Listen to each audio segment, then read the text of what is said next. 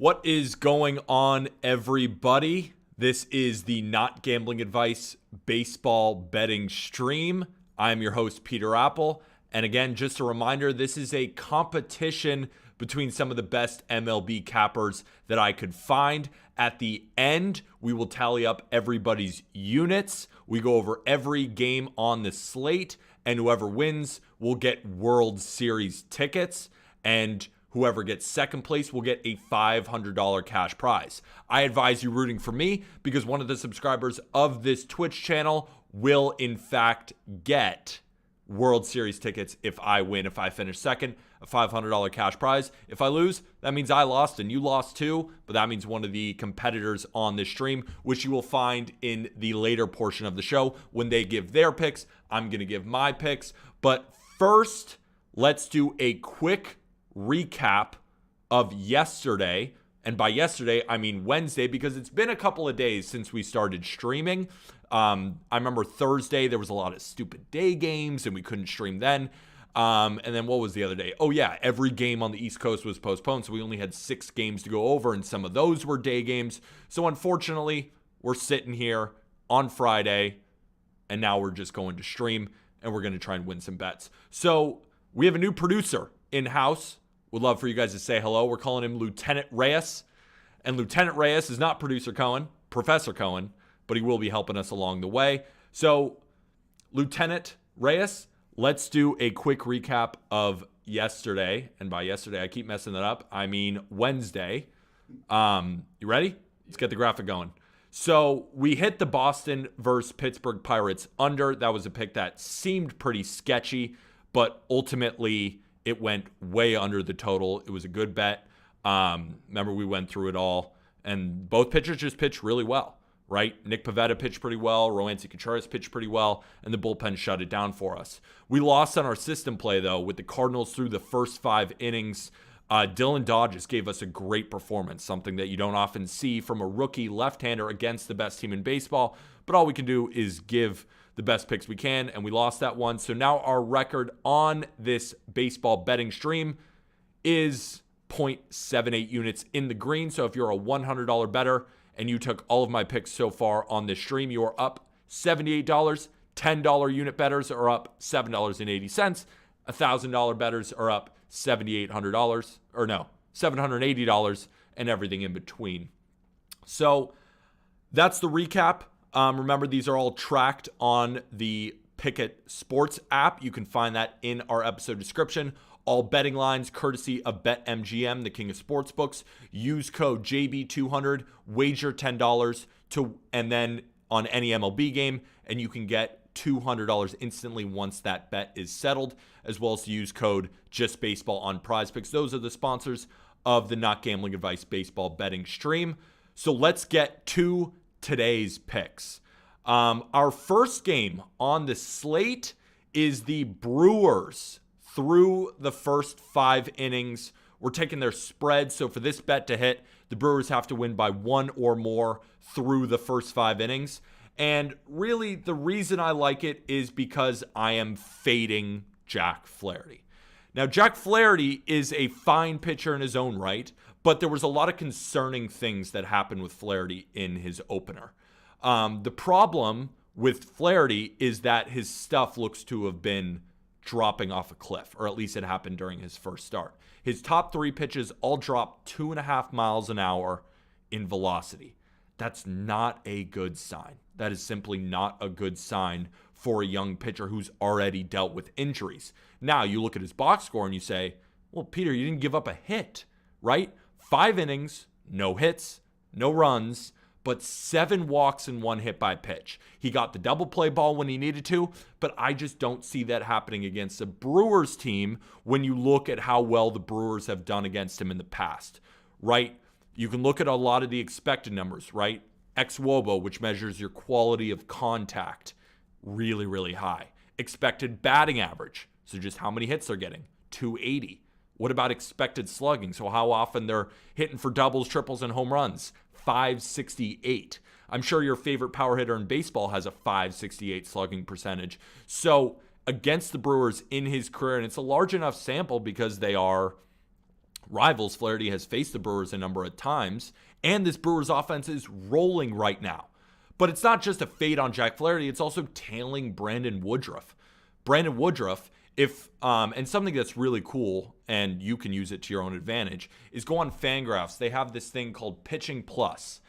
So it's pitch modeling, right? They look at your stuff, and they look at the location of that stuff in order to give you a grade, right? We know what WRC Plus is. Every percentile above league average is how much better you are than the league average hitter.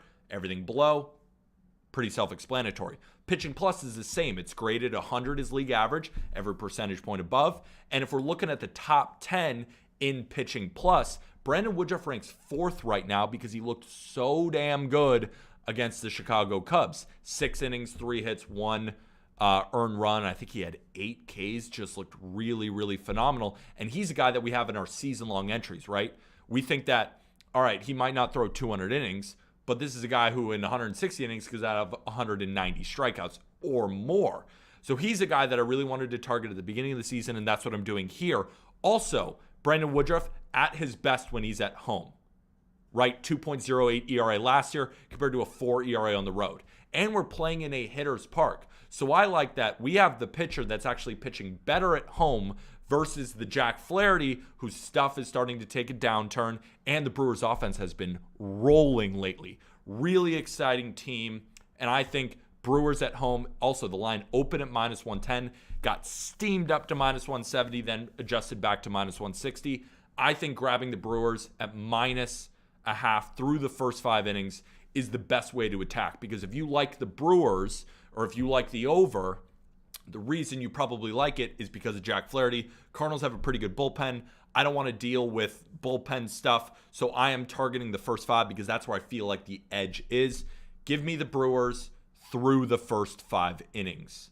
Next play, we have the Los Angeles Angels. I'm taking their first 5 money line. So differently from the bet that we just spoke about, for the Brewers bet to hit, they have to win by 1 through the first 5. In this, Angels, let's say it's 2-2 after 5 innings, 3-3, 1-1, 0-0, whatever combination of score. If they're tied, it ends up being a push.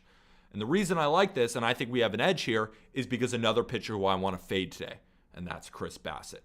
And Chris Bassett, we can talk about how his stuff has dropped off, but if we're just looking at splits, right, we're looking at what Chris Bassett has done in his career when he's been a better pitcher than I think he currently is right now. So he's a guy who's a little bit older, needs some days of rest, right? Older pitcher on 5 days rest, ERA in the 2s. But he's on 4 days rest today, ERA in the 4s. Not very good for Chris Bassett. He also, in Angel Stadium, 4.11 ERA for his career. And this is the best Angels lineup that we've seen in a very long time. I think we all can agree with that, especially now that we have a healthy Taylor Ward, healthy Ohtani, healthy Trout. No Rendon because he decided to grab a fan and he won't be in the lineup, but he hasn't even been hitting well anyway, so it doesn't really matter. The reason I like this bet so much is not only because all of Chris Bassett's splits in this particular scenario are worse, but because I genuinely like Patrick Sandoval. Pitched really good in the World Baseball Classic, carried that over into his last start, 5 innings, 2 hits, 1 run against the A's. And you say, yeah, 1 run against the A's, that's a pretty bad start considering they are the A's. But the way I think about it is the 1 run he gave up was on a home run. He gave up a home run, but in reality, he only gave up 1 hit after that. Sometimes home runs happen, but he's not a guy prone to tons of home runs. Now, the Blue Jays are definitely a team that can hit home runs. But at home, Patrick Sandoval is the better pitcher in his specific splits because he has 5 days rest, 2.94 ERA in his career, right? And he has pretty solid numbers against the Blue Jays in his career. So while the Blue Jays offense is heating up, they also have their own problems, right? 7 straight road games for the Blue Jays. They have no time to rest, right? They just played that series against the Royals. And yeah, their bats look good against like Jordan Lyles. Like, congratulations. They look good against Jordan Lyles in the Royals bullpen. But now they're going to face a much better Angels team, much better pitcher, the best pitcher that they've faced in the past couple of days. And they're around league average against lefties this season. So what I look at this and I say, all right, the Blue Jays are on a travel day. They got to travel from Kansas City to Los Angeles overnight. Not overnight. They had a day game, then they travel, but it's still not in their best interest to do that. Obviously, the scheduling kind of screwed them up. So this is a spot where I want to fade them early. And the reason I want to fade their bats early is because I think Patrick Sandoval, but it's not really about that. It's about Chris Bassett's declining stuff, right? I talked about Jack Flaherty and his declining stuff. Bassett is the same thing. And if you're a listener to the Just Baseball show, you know good and well that at the beginning of the season, I had a pit in my stomach. I had a gut feeling.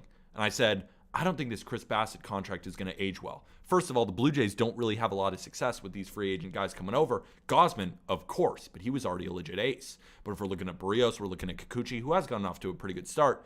But Bassett, I didn't like the way he ended the year. I didn't think his stuff is all that good either. And we've even seen that stuff decline, right? Every single pitch that he throws declined in velocity in his last start. Not only that, when we're looking at zone contact percentage, right, which is the amount of balls hit in the zone. So when he throws in the zone, when they're making contact, they made it at a 92% rate with an average exit velocity of 93 miles an hour. That's not a good recipe for success for a pitcher in his worst splits and a travel day for the Blue Jays. So I like the Angels through the first 5 innings on the money line, so we can even guarantee a push. And we did see the Angels open at like a minus 105 favorite. Minus 105 underdog to a minus 115 for the Blue Jays. That has been steamed up to about minus 130, minus 125.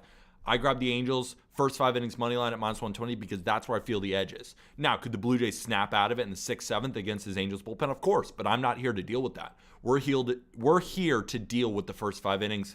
That's my 2 plays, and I'm pretty confident in them, right? I like Patrick Sandoval a lot. I don't like Chris Bassett, and I think the Angels can bang with the Blue Jays. Remember, this isn't the same Angels team. Now, in a couple of months when half the Angels team is injured and we're looking at Angels lineup with holes at the bottom, yeah, then we'll have a different tune. But right now, as we stand here today, the Angels have a pretty good team, right? They've been winning games. They just took 2 of 3 from the Mariners. They are a good team, and they should be respected as such. I don't think they're being priced in the market correctly because the Blue Jays are a very flashy team. And they are good, no doubt about it. It's dangerous to fade them. But in this spot in particular, I think the Angels take the win. Now, tomorrow, Blue Jays more rested, more, better in their environment. Of course. Today, I think the edge is through the first 5 innings. So give me the Angels, first 5 innings money line, minus 120. Lieutenant Javier Reyes, I think it's time to bring out the model, right? Bring out the model. So we look at park factors, game simulations, and a matchup machine. And what it does is it simulates games over 1,000 times in order to give us what they think the odds should be. Then we break down, because just because the model is showing value doesn't mean we should take it. So these are 3 games on the night slate that I really want to talk about. And the first game is the Rockies versus the Nationals. So we can see here clearly that the model thinks that the Nationals should win 58.4% of the time. They think their implied probability implies a line of minus 140. Here's why I'm not jumping on the Nationals. I need to see Mackenzie Gore at Coors.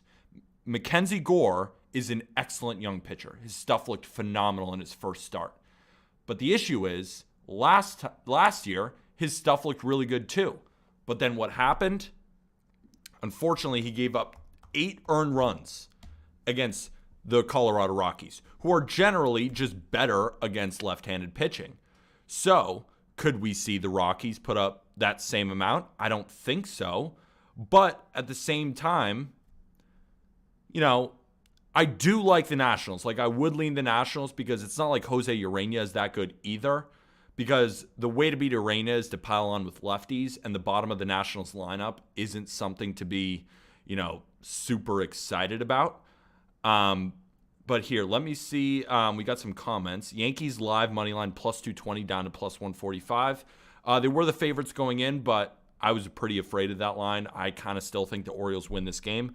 I don't know the score right now, but I'd probably not be touching the Yankees at this current moment. 4-3 Orioles still. So right now, the model's also showing some slight value on the under, which I found pretty interesting considering Gore's inability, at least so far in his career, to pitch well in Coors, and my straight-up disrespect for Jose Urena. I'm just going to say it. My straight-up disrespect for Jose Urena. It's a tough one considering that both bullpens were used yesterday. The Nationals bullpen, not as much. That's why I do lean towards the Nationals money line. But the Rockies use their two best, Pierce Johnson and Justin Lawrence.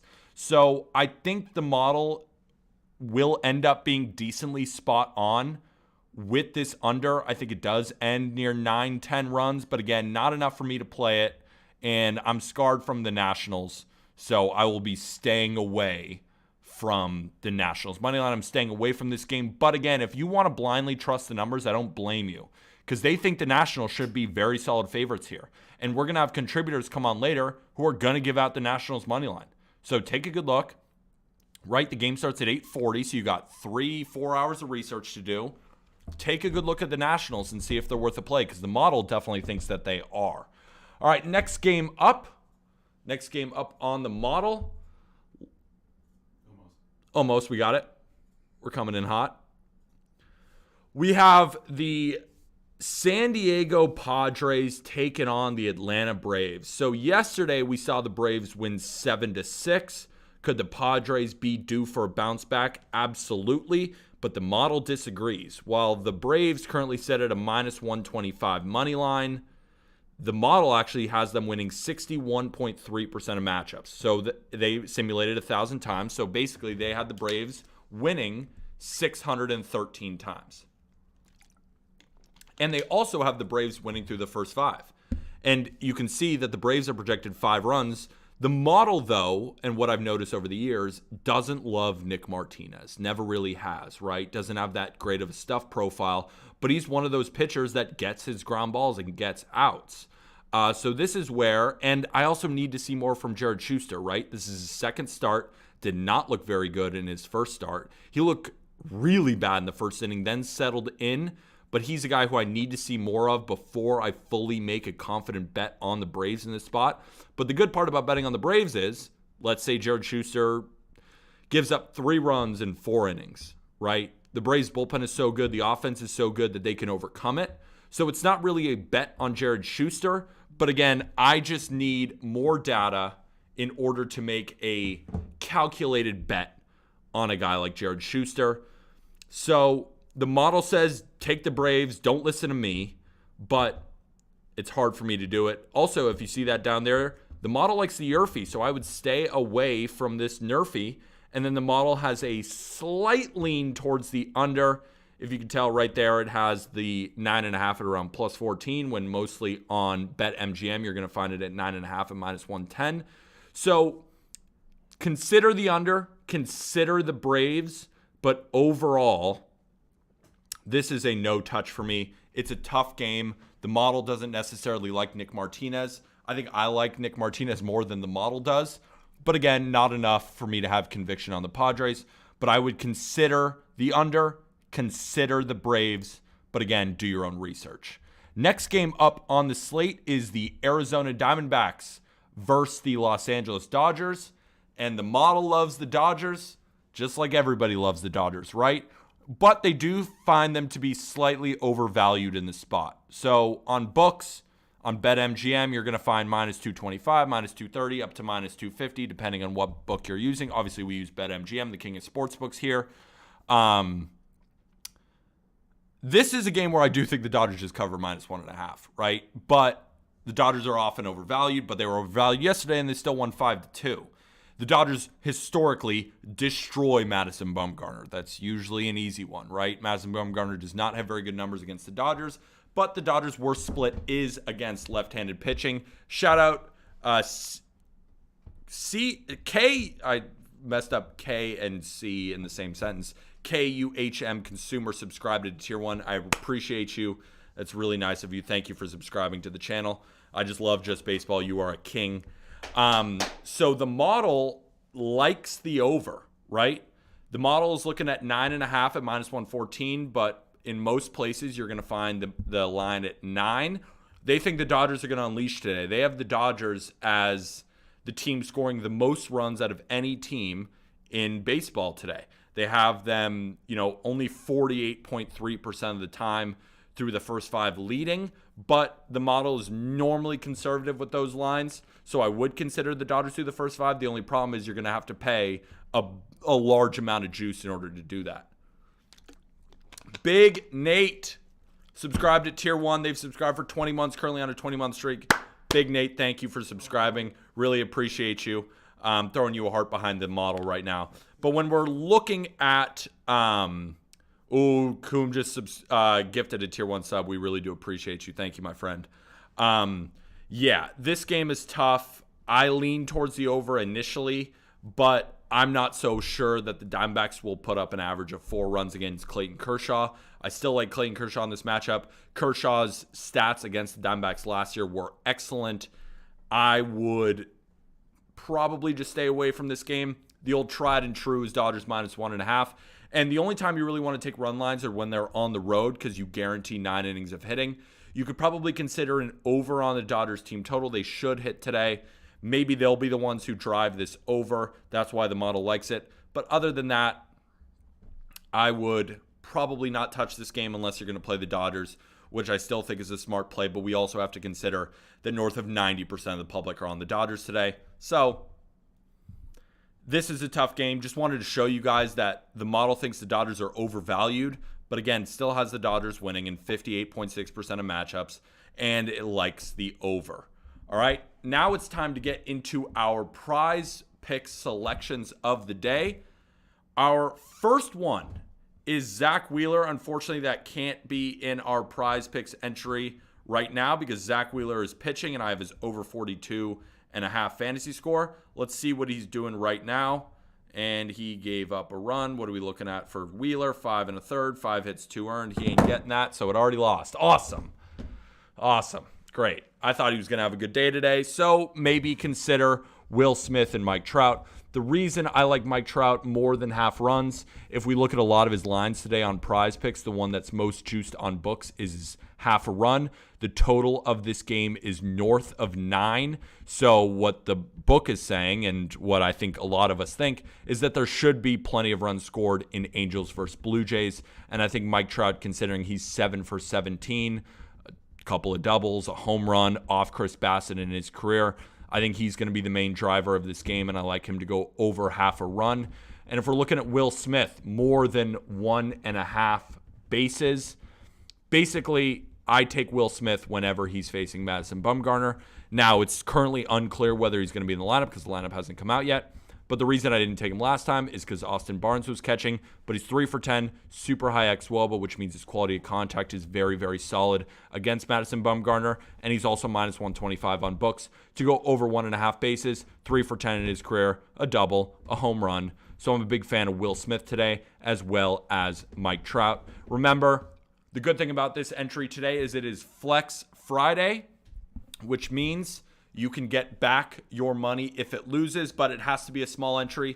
That's why I did a really small entry today, just $25, just for a little bit of fun. And I think, let me just go on the Prize Picks app, the best daily fantasy app, and remember to use code JustBaseball when you download. If I'm looking at Zach Wheeler today, yeah, he has 25 fantasy score, so he needs a lot more, and he's already out of the game, so that looks like it's caked. Good for me. I picked a loser.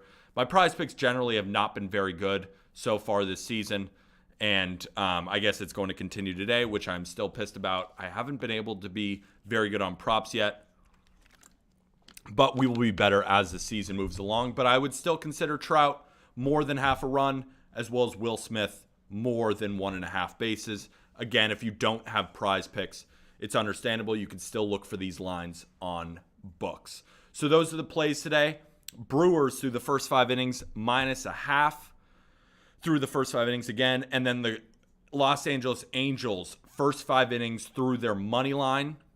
So in case of a push, we will get our money back. But I do think that the Angels win through the first 5. I like Mike Trout to score a run today, and I like Will Smith to go over 1.5 bases. Now we are at the time of the stream where we start to welcome on contributors.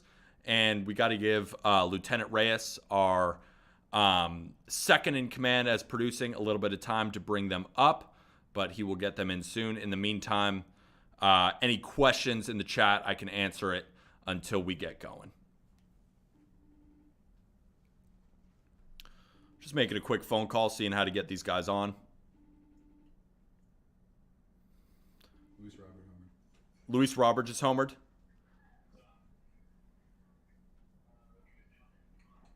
Let's see. we'll get these guys on in a few minutes if you give us just a quick. Let's check some scores. Let's see how the games are going so far. Yeah. Okay, the Guardians are winning 1-0. Astros are winning 1-0. White Sox are winning 3-2 against the Pirates. Royals and Giants are underway, currently 0-0. Peter, please tell me the Tigers are at least on the suspended list. Too easy for a ban list. Yes, I agree. They are on the suspended list. W's Pete, love the stream. That's what I'm talking about. We love to see it. Yeah, I was thinking about taking the Guardians today, but again, it was one of those games where I didn't really want to bet on a team where the starting pitching matchup just happened a week ago. It was just Logan Gilbert against Aaron Savali. So that's why I didn't necessarily want to bet on that game. And a lot of smart people that I know were on the Pirates today. And right now it's 3-2. Maybe consider the Pirates live line. I haven't been watching, but if Giolito does not look good yet, that's something to look at. Long season Pete, let the data build up. The coin will be flowing in. That's what I'm talking about. Thank you for hopping on. Lou Bob 2-run. Interesting. What's going on in Royals Giants? We got Alex Cobb pitching too. How do you feel about Colorado versus Washington first 5 under 6.5? I like it just because I do believe that Gore is going to pitch relatively well today, but I just don't have enough data for him yet, right? Last time he pitched in Coors Field, 8 earned runs. I just got to see one go through. Right, I got to see one go through for Mackenzie Gore, but I would definitely lean towards that way. Jazz is going crazy on Twitter. What's Cam? What's he saying on Twitter? Could you talk about the Cards versus the Brewers game? Yeah, I already did. I have the Brewers through the first 5 innings. Jack Flaherty, his stuff is not looked great, even though his last performance was pretty solid.